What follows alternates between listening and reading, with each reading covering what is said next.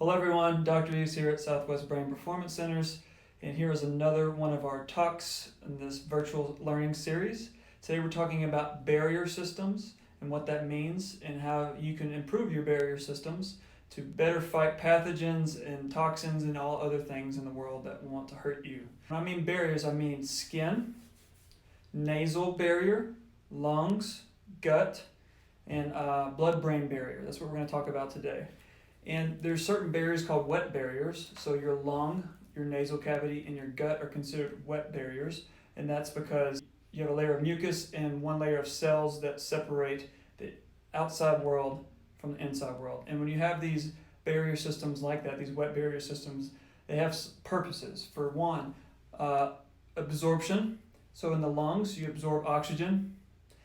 In the gut, you absorb nutrients.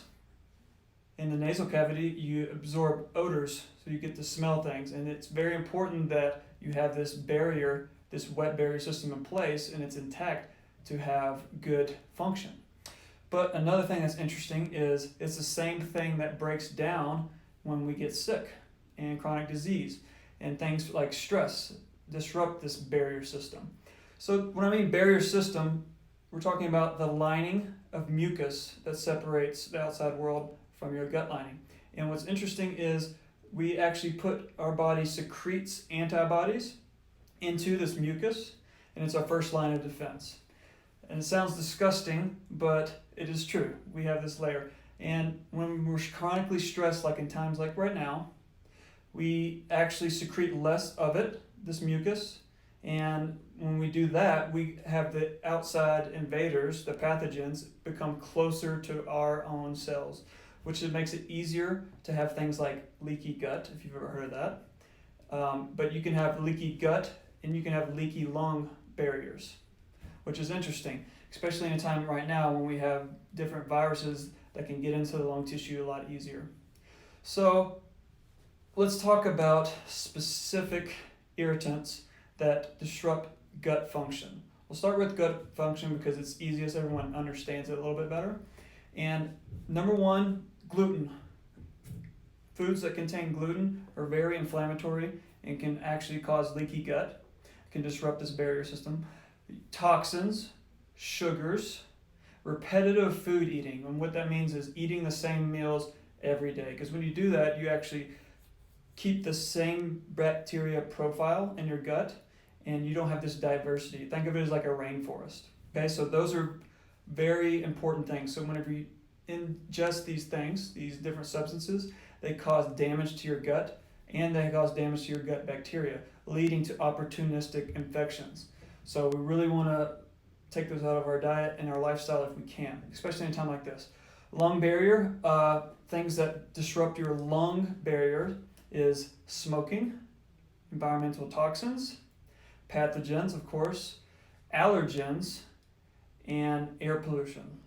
Interestingly enough, some of the places where viruses are more infectious, they have higher rates of air pollution, which makes sense because you breathe in air pollution, it gets into your lungs and it can kind of cause damage, and we don't like that. Now, everyone hears about this cytokine storm, and it's more complex than what you might hear on the news or whatever, and people have different predispositions to have this cytokine storm in response to this COVID-19. And what that means is, say you have an autoimmune disorder, or say you have a metabolic disorder, or you're around a ton of pollution. Your body is, when you're breathing in all these things and when you have these metabolic disorders, you're going to have a higher inflammatory response. You're already sitting at a high level. And then this virus comes in, and it comes in and you have a weak lung barrier because of chronic stress from this metabolic or autoimmune disease. And whenever the virus comes in, it gets into your tissues easier, and you already have a high inflammatory response, so your immune system goes crazy. When your immune system goes crazy, it starts destroying your lung tissue, and that's one of the things that happens with this virus that we're seeing right now. That's why people have to be put on ventilators and things like that. I'm not going to go super physiological in depth with the lung gas exchange because it's kind of complicated, but I just want to talk about that. So when you compromise your barriers, your skin, your basal, your lungs, your gut. You have increased immune activity. When you have increased immune activity, you have more inflammation. More inflammation causes changes in the brain. So what does that mean? Have you ever been sick? Anyone out there? And when you're sick, you don't feel very good, typically. That's because your immune system activates these inflammatory markers, which then travel into the brain, and it does things like lower dopamine levels. Dopamine is your motivation reward chemical, and serotonin levels, your calming reward chemical. And it does these things, but it also increases different neurotoxic metabolites in your brain that make you hypervigilant. So if you've ever talked to someone who's sick, a lot of times they don't want to go be around other people. They might be depressed, and they might be snappy. They might be like, no, I don't want to go. They might be angry. And that's because of the physiological changes inflammation makes in your brain. And what's sad is we can do this without even having an infection. We can do this by having poor eating habits, not enough exercise, not enough sunlight.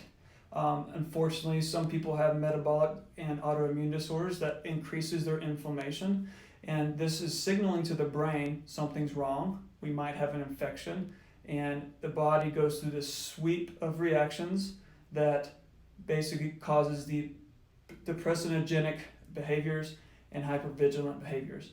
I'm going to leave it at that because it can get a lot more complicated than that, but just know that these lifestyle choices degrade our barriers. When we degrade our barriers, we have more immune response. When we have too much immune response, we have more inflammation. More inflammation causes sluggish brain activity. So a lot of times when people change their diet and their lifestyle, they feel a whole lot better because of that. So remember, it all starts with healthy barriers. We want this healthy mucus lining, and we get that through things like diet and lifestyle.